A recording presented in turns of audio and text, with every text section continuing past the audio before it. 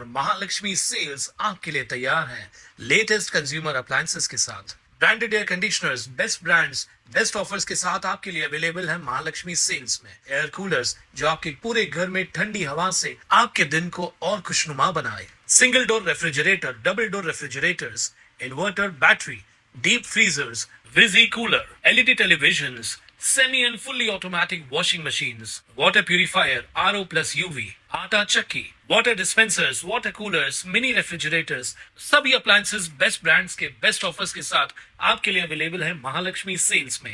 महायुति गठबंधन को लेकर अभी क्या खबरें हैं? महायुति गठबंधन उल्लासनगर में नहीं होगा। भारतीय जनता पार्टी अपने बलबूते पर चुनाव लड़ेगी। आरपीआई से बातचीत चालू है, आरपीआई से कुछ बातें हो सकती हैं।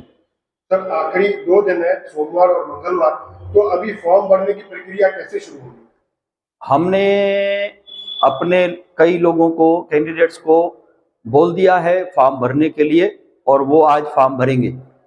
आपने आरपीआई और शिवसेना के साथ गठबंधन के आरपीआई से बातचीत शुरू है और शिवसेना के लिए तो मना कर दिया, लेकिन इसमें राष्ट्रवादी कहाँ पर है?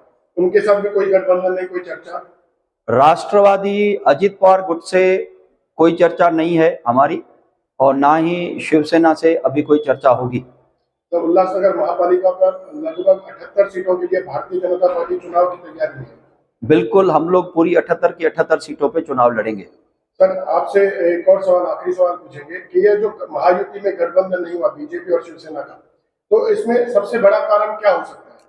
सबसे बड़ा कारण यही है कि हमने शिवसेना को निमंत्रण दिया, उनको अप्रोच किया कि आके बैठ के बात करें, लेकिन उनका इंटरेस्ट नहीं था शायद, या और क्या उसके पीछे रीजन है मुझे मालूम नहीं है।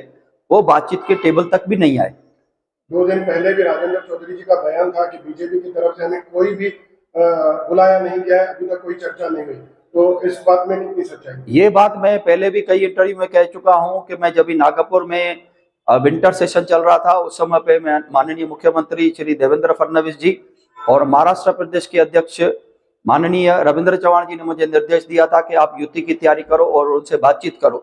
मैंने स्वयं डॉक्टर श्रीकांत शिंदे हमारे खासदार हैं, उनसे फोन पे बात की।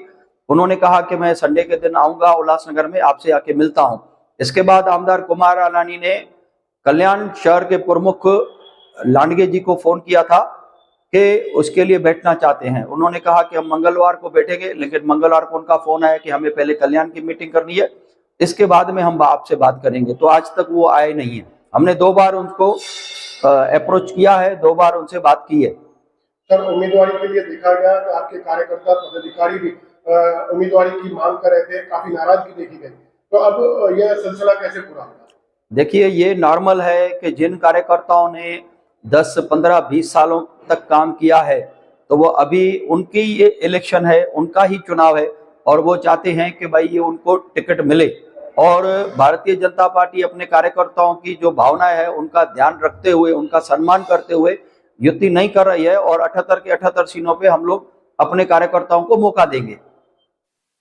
ताज्या घडामोडींसाठी स्वानंद न्यूजला सबस्क्राइब करा आणि बेल आयकॉनवर क्लिक करा।